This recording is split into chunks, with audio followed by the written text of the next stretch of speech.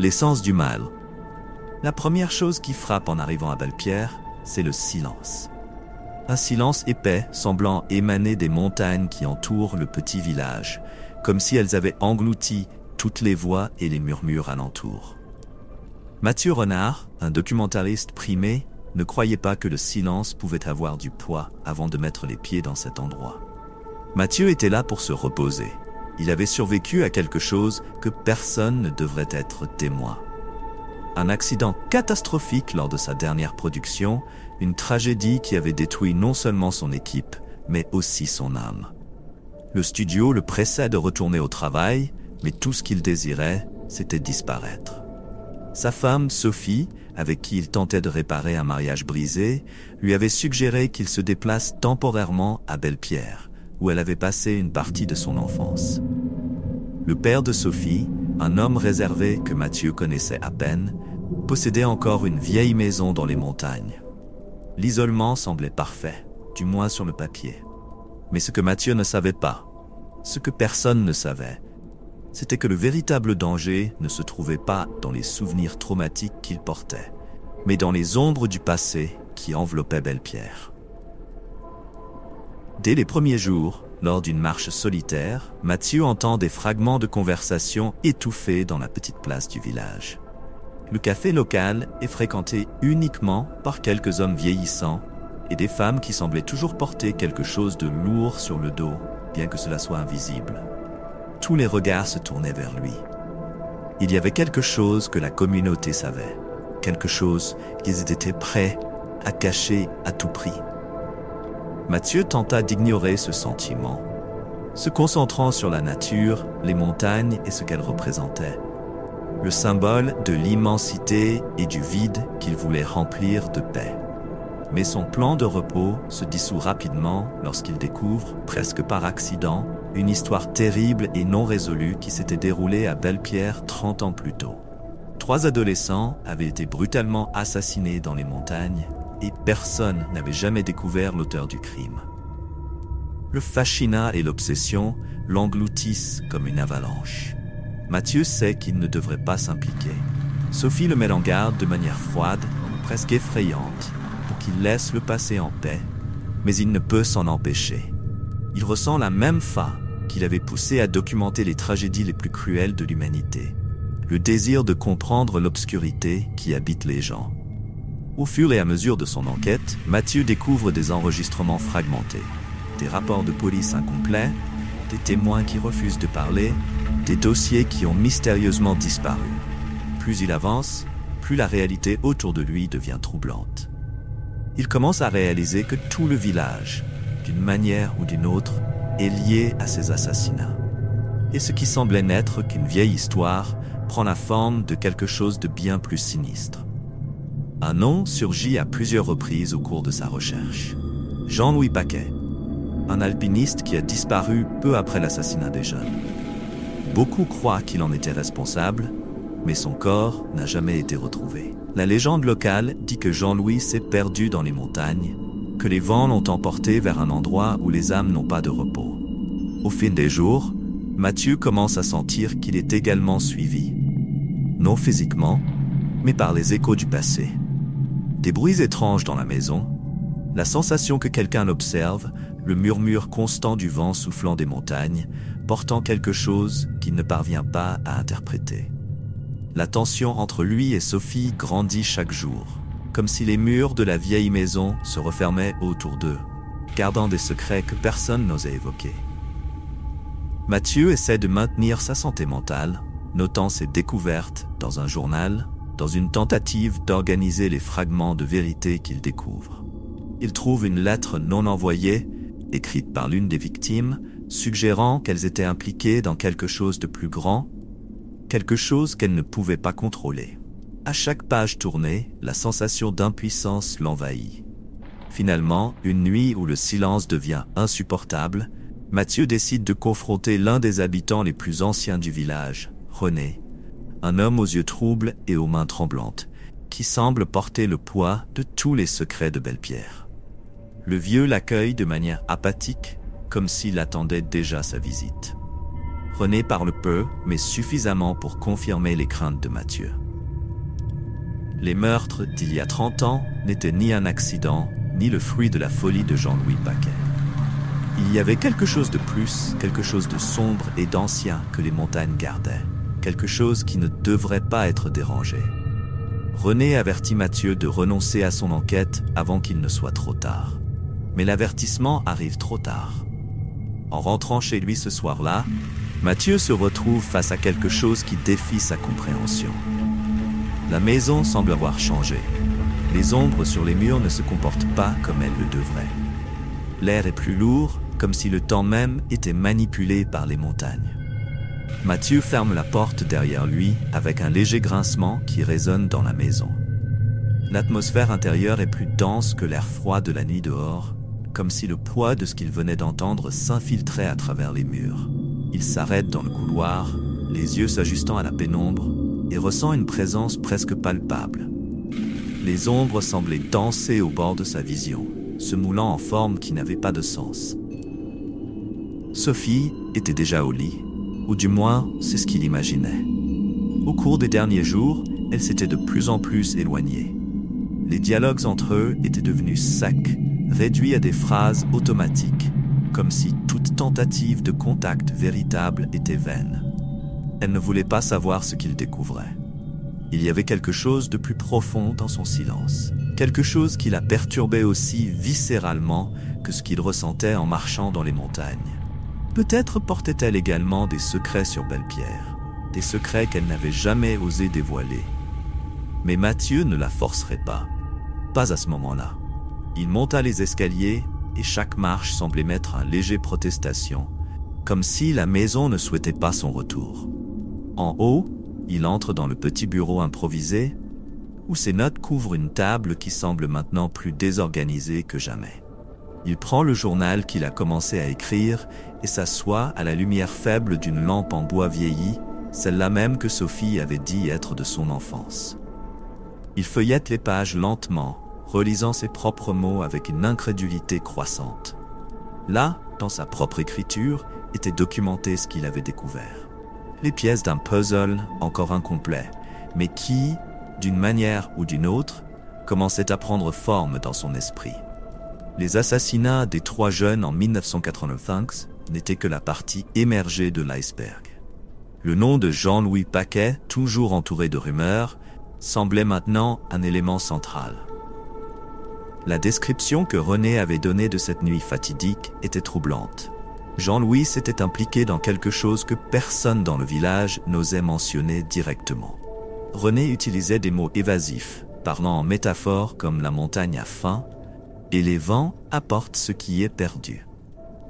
Mathieu ressentit des frissons en se remémorant les paroles du vieux, comme s'il s'agissait de plus que des métaphores, mais d'avertissements.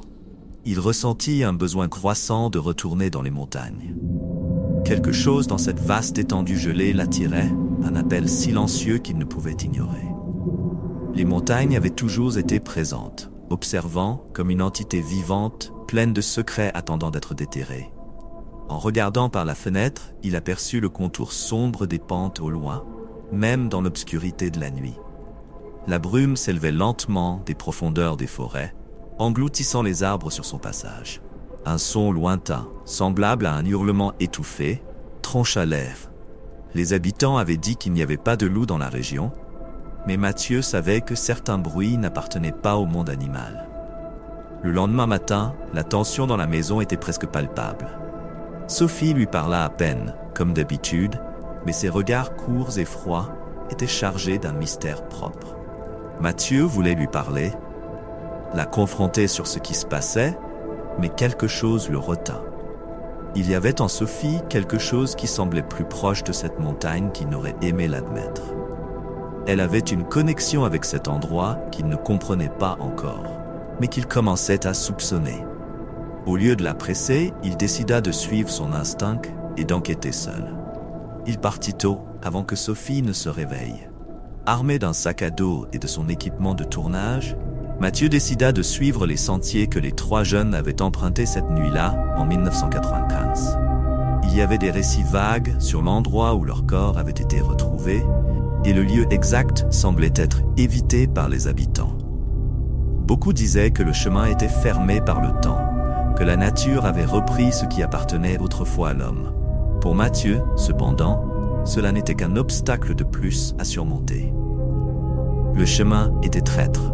De petites pierres roulaient sous ses pieds, tandis qu'il montait les pentes escarpées, le vent fouettant son visage et apportant avec lui un froid pénétrant. Le silence, qu'il avait d'autrefois cru être un refuge, semblait maintenant menaçant. C'était le genre de silence qui chuchotait entre les lignes, comme si quelque chose d'autre s'apprêtait à le briser. La seule chose qu'il entendait était le son rythmique de sa respiration lourde et le crépitement occasionnel des arbres autour.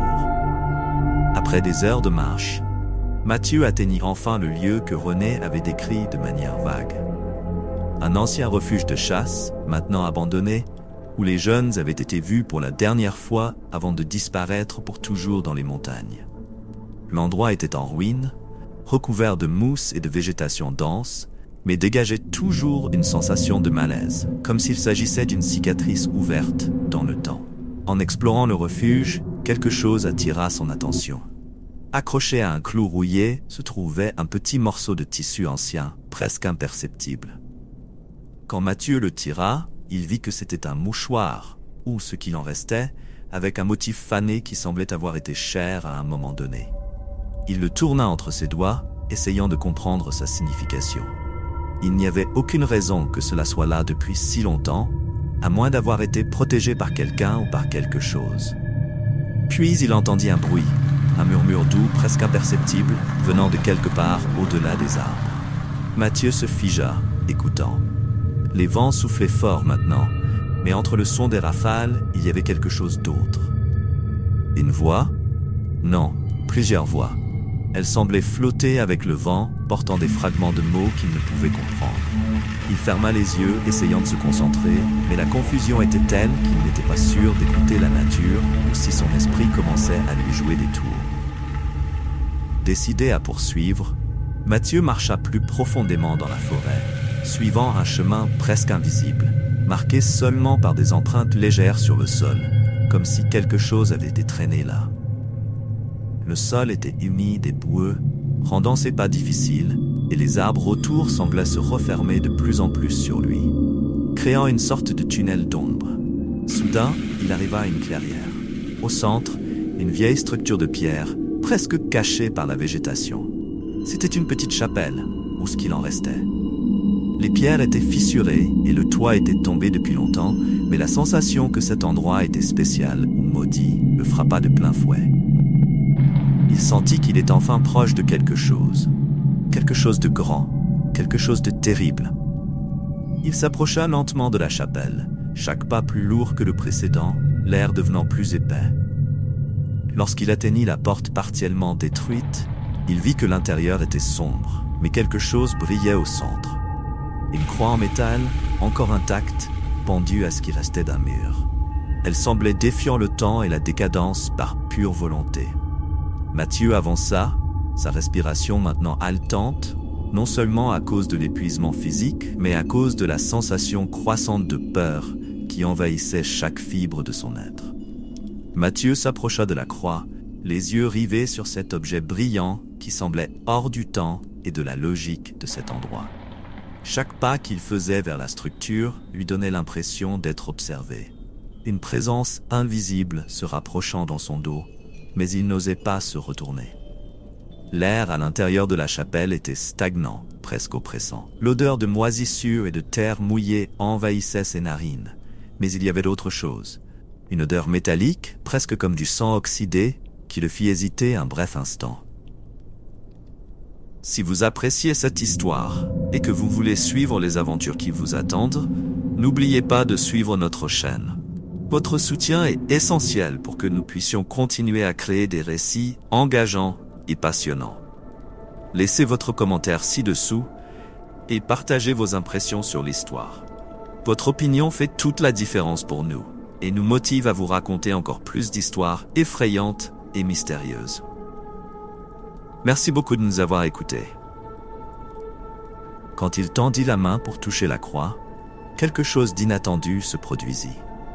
Le bois du sol craqua sous ses pieds et il recula rapidement, le cœur battant la chamade. Un vent soudain traversa la chapelle, comme si quelque chose avait été réveillé par sa présence.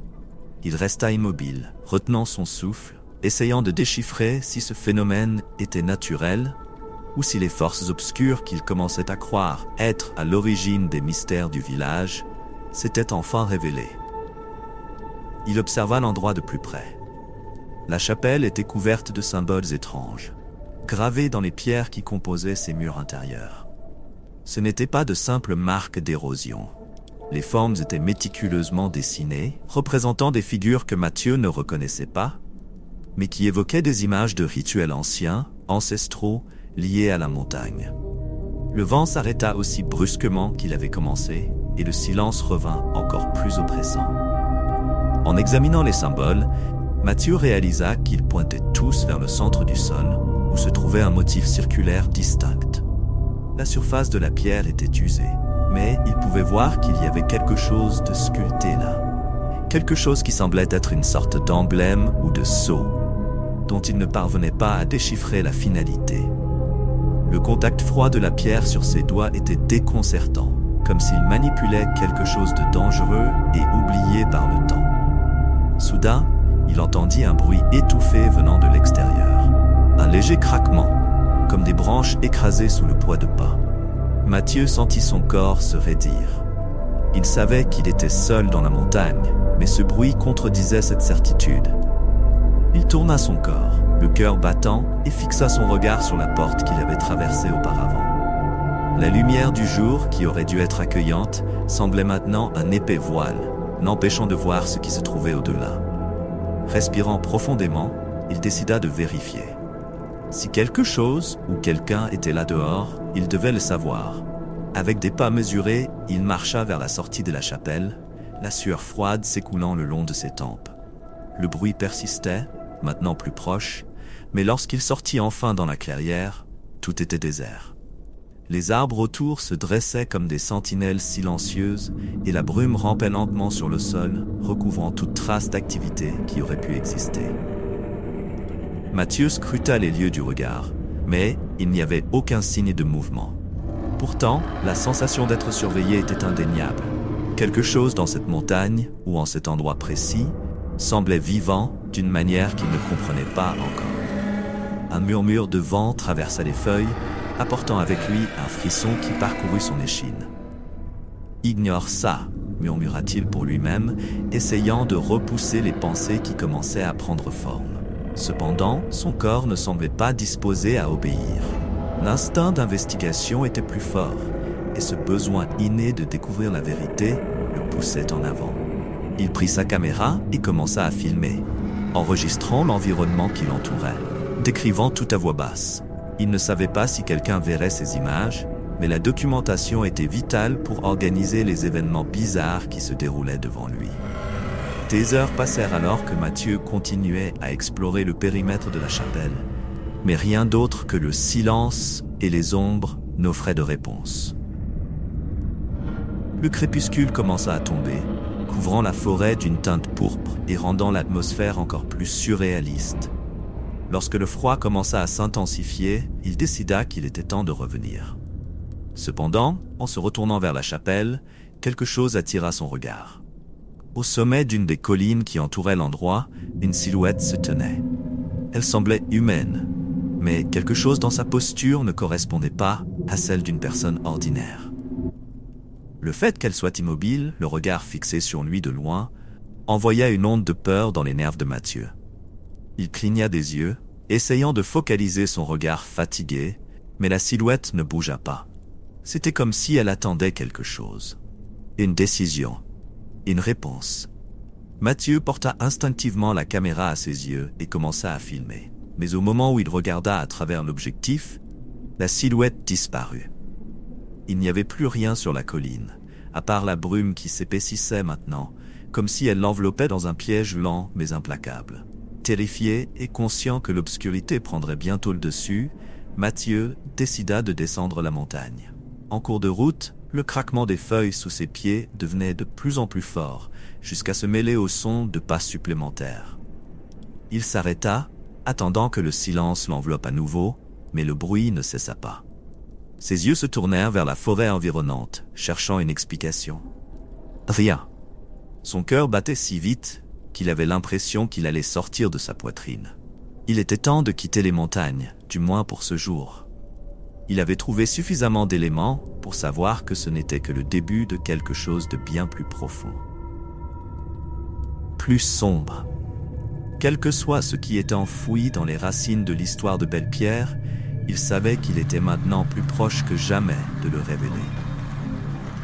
Mathieu rentra enfin chez lui, en sueur, le froid de la nuit coupant sa peau comme une lame fine et invisible. Il entra, ferma la porte avec force et s'y adossa, épuisé. Sophie était dans le salon, le regardant avec une expression indéchiffrable, les yeux perçants comme si elle savait quelque chose qu'il ne comprenait pas encore. Elle ne dit rien et il ne tenta pas d'expliquer. Il savait qu'il avait franchi une ligne invisible dans cette montagne, et Sophie semblait le savoir aussi. L'histoire continuait de se dérouler, chaque découverte menant à une couche plus profonde, plus perturbante. Le mystère de Belle-Pierre n'était pas quelque chose de simple, mais Mathieu était déterminé à poursuivre. Cette nuit-là, Mathieu ne put fermer l'œil. Même épuisé, son esprit était en alerte constante, repassant les événements de la journée. Le visage de la silhouette qu'il avait vue au sommet de la colline ne quittait pas son esprit. L'immobilité de cette présence, le silence oppressant qui l'accompagnait, le troublait plus qu'il ne voulait l'admettre. Il se tourna dans son lit, écoutant les bruits de la maison autour de lui, tentant de se convaincre qu'il était en sécurité ici. La lumière faible de la lune pénétrait par les fissures des rideaux, projetant des ombres sur le plancher en bois. C'était étrange comme l'ambiance de sa propre maison, qui avait toujours été accueillante, semblait maintenant hostile, comme si quelque chose guettait, caché dans l'ombre. Mathieu jeta un œil à l'horloge. Il était passé de minuit. Il savait qu'il devait se reposer, mais une force invisible le maintenait en alerte, comme si le danger était plus proche que jamais.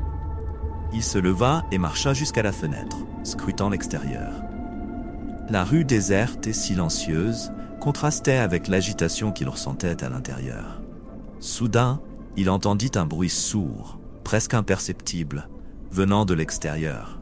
Quelque chose comme un grattement d'ongles sur le bois, ou le bruissement de feuilles entraînées par le vent. Son estomac se noua et il ferma rapidement les rideaux. Peut-être n'était-ce que le vent, mais après tout ce qu'il avait vu dans cette montagne, il ne pouvait se défaire de la sensation d'être suivi. Quelque chose l'avait remarqué. Quelque chose l'avait suivi jusqu'ici. Le lendemain, Mathieu se réveilla la tête lourde, comme s'il n'avait pas dormi. Sophie était déjà partie travailler, laissant un mot sur la table. « Nous devons parler ». Ces simples mots semblaient chargés d'un sens plus sombre. Que savait-elle? Ce regard qu'elle avait eu la nuit précédente. Mathieu pouvait encore ressentir l'intensité de ce regard, comme si elle tentait de l'avertir de quelque chose sans dire un mot. La connexion entre Sophie et le village de Belle-Pierre semblait plus profonde qu'il ne l'imaginait. Mathieu prépara un café fort et décida de revoir les enregistrements qu'il avait réalisés à la montagne. Il s'assit à la table, alluma l'ordinateur et commença à regarder. Les premières heures d'enregistrement étaient exactement comme il s'en souvenait. La forêt, le chemin jusqu'à la chapelle, les symboles étranges. Tout semblait normal jusqu'au moment où il aperçut la silhouette sur la colline. La vidéo montrait la colline vide pendant quelques secondes. Puis, là elle était. La silhouette sombre, immobile, l'observant de loin. Un frisson parcourut à nouveau son échine. Mais ce qui le fit presque renverser sa tasse de café fut le moment où il mit la vidéo sur pause. La silhouette, qui auparavant semblait indéfinie au loin, était maintenant un peu plus claire. Pas assez pour discerner des traits, mais il pouvait voir qu'elle portait des vêtements d'une autre époque.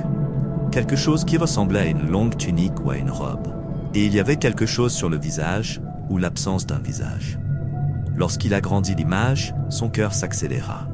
La silhouette n'avait pas d'yeux. Juste des trous noirs, comme si la lumière était aspirée à l'intérieur. Il recula brusquement sur sa chaise, éteignant la vidéo d'un mouvement rapide. L'image de cette présence sans yeux s'imprima dans son esprit. Que se passait-il?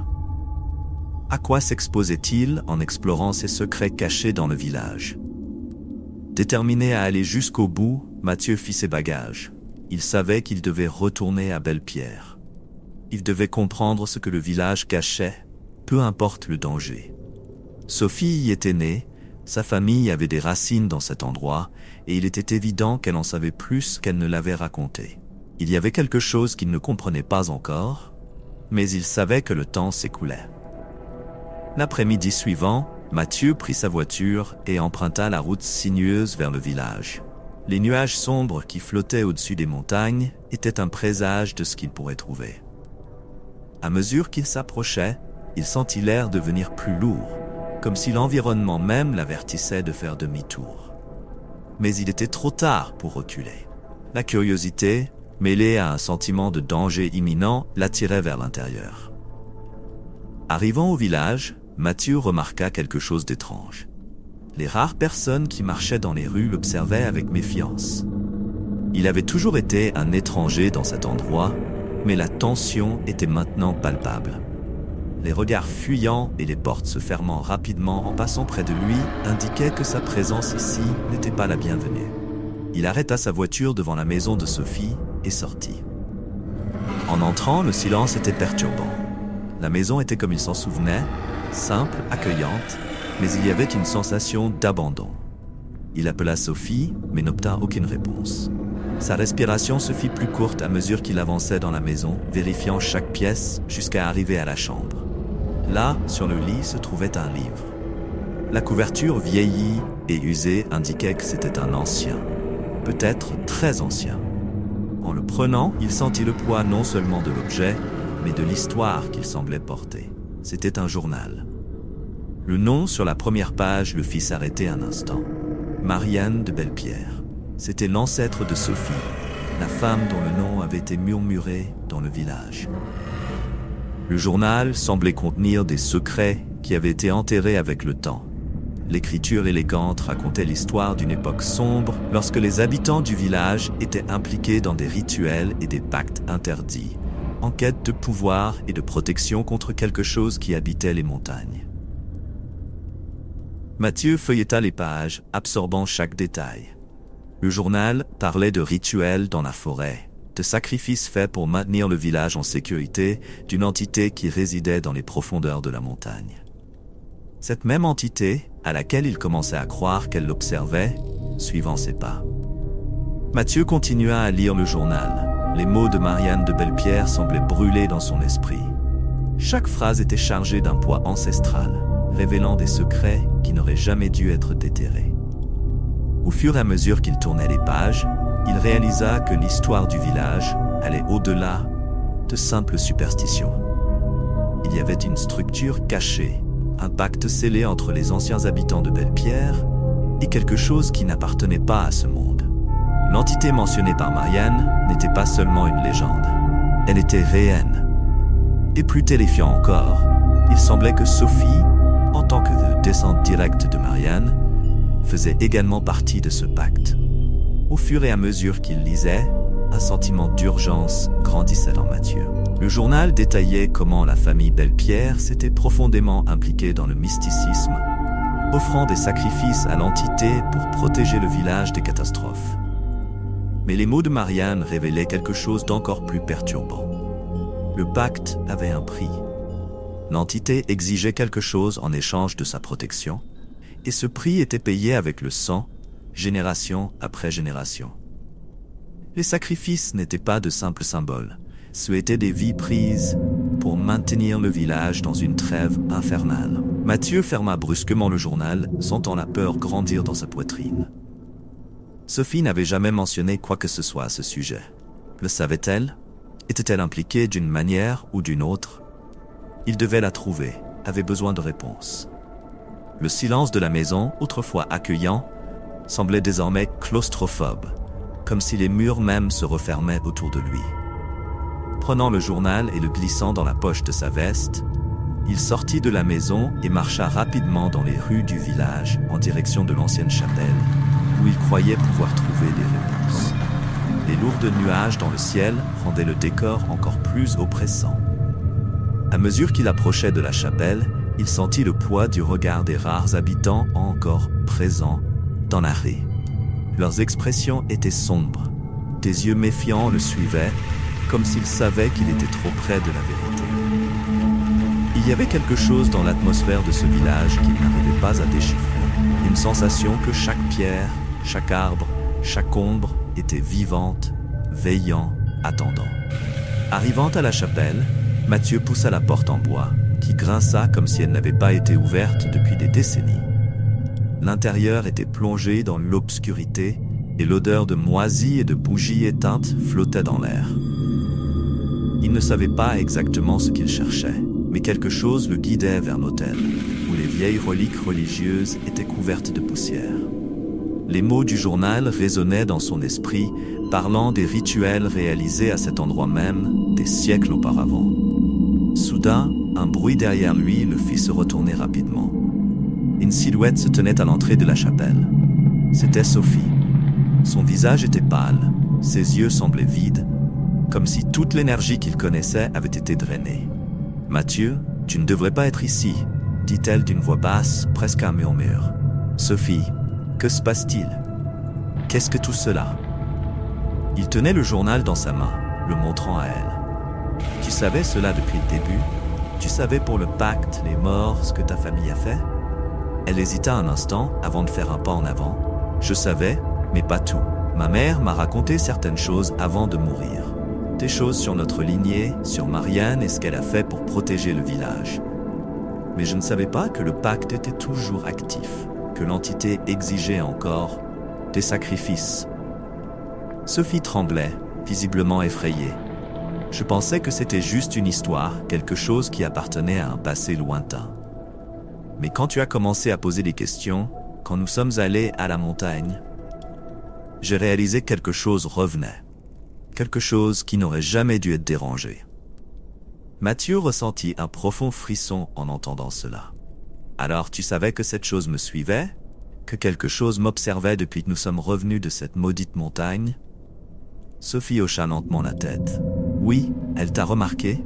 L'entité, elle a ressenti ta présence là-haut. Et maintenant elle te veut, Mathieu. Tu as brisé l'équilibre, tu as perturbé ce qui était endormi.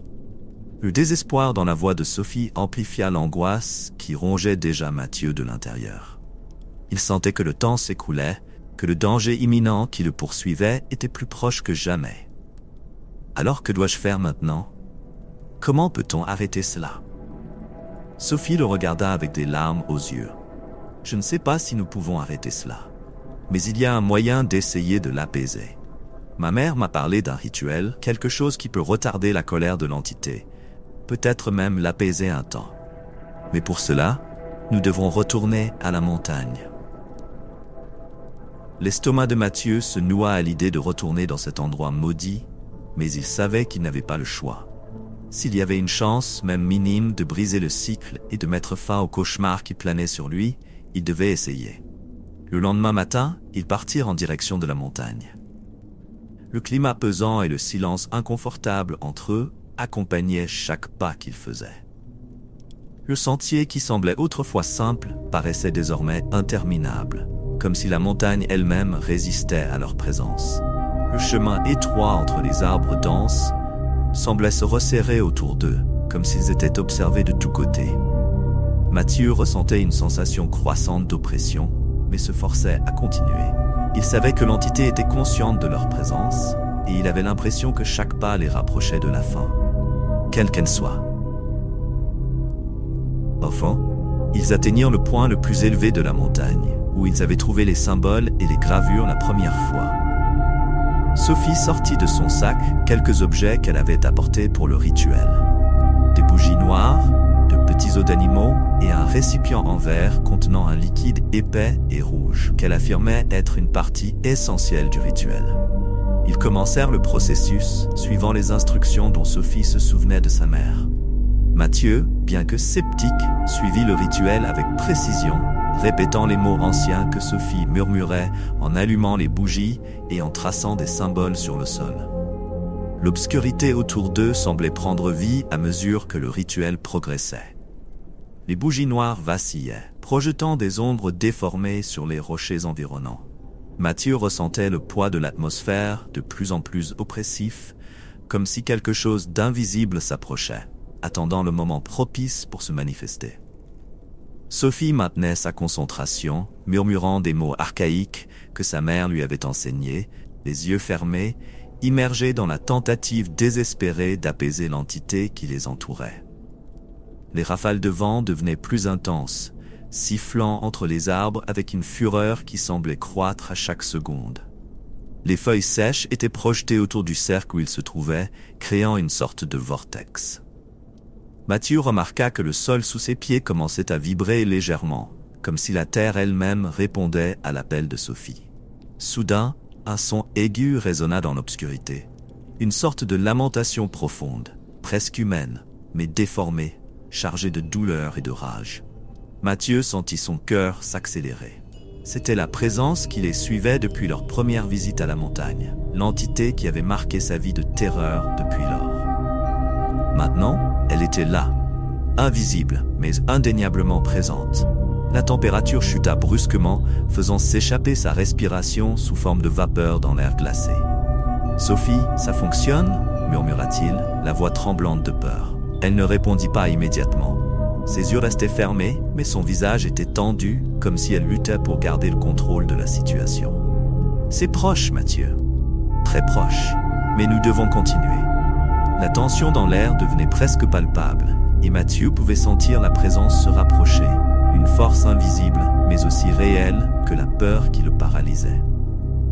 Les mots de Sophie, qui coulaient autrefois avec assurance, vacillaient désormais, comme si elle était aspirée par quelque chose de bien plus grand qu'il ne pouvait affronter. Il observait la pâleur croissante sur son visage, ses yeux s'ouvrant avec une expression mêlant terreur et épuisement. Soudain, une des bougies fut éteinte par une rafale de vent anormalement forte, et Sophie cessa de réciter les mots. Elle le regarda, les yeux écarquillés, et il sut, sans qu'elle ait besoin de dire quoi que ce soit, que quelque chose n'allait pas du tout. L'entité n'avait pas été apaisée. Au contraire, le rituel semblait l'avoir attirée encore plus près d'eux. « Que faisons-nous maintenant ?» demanda Mathieu, essayant de maintenir sa voix ferme, bien qu'il sente le désespoir l'envahir. Sophie prit une profonde inspiration, essayant de retrouver son calme. « Nous devons partir, vite. Si nous restons ici, elle nous emportera aussi. » Elle commença à rassembler les objets du rituel, mais avant qu'ils ne puissent se déplacer, un bruit guttural, profond et horrible résonna dans l'obscurité autour d'eux. L'air semblait vibrer, et Mathieu eut l'impression que la montagne elle-même était vivante, assistant à ce qui allait se passer.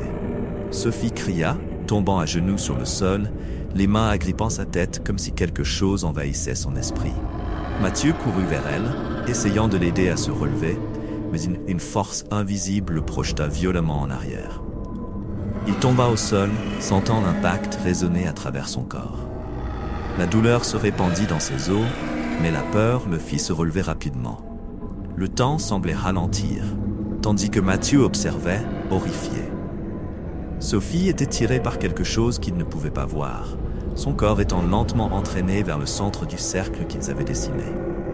Les ombres autour d'eux s'agitaient, comme si une présence terrible prenait forme, se nourrissant du rituel qu'ils avaient initié. « Sophie !» cria-t-il, essayant de l'atteindre.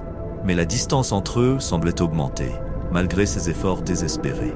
C'était comme si l'espace lui-même se déformait, les séparant, tandis que l'entité s'emparait de ce qu'il restait de Sophie. Elle le regarda une dernière fois, les yeux remplis de terreur et de regret. « Mathieu, pardonne-moi » murmura-t-elle, avant d'être complètement engloutie par les ombres. Le silence qui suivit fut assourdissant. Les bougies s'éteignirent, le vent cessa, et la présence qui dominait auparavant l'environnement semblait avoir disparu. Mathieu resta là, paralysé, incapable de traiter ce qui venait de se passer. Sophie était partie, emportée par la même force qu'ils avaient tenté d'apaiser. Avec le cœur lourd, il se leva lentement, sentant ses jambes trembler. Le sentiment de défaite était écrasant. Il savait que rien de ce qu'il ferait ne ramènerait Sophie. Et pire, il savait que l'entité n'avait pas été détruite, seulement temporairement satisfaite. Le pacte continuait, et la malédiction qui pesait sur la famille de Sophie planait maintenant aussi sur lui. Il jeta un dernier regard au lieu où Sophie avait été engloutie par l'obscurité. Puis, sans dire un mot, il commença à descendre la montagne, laissant derrière lui le mystère et la terreur qui hantaient son esprit pour toujours. L'entité, invisible et implacable, attendait patiemment sa prochaine victime.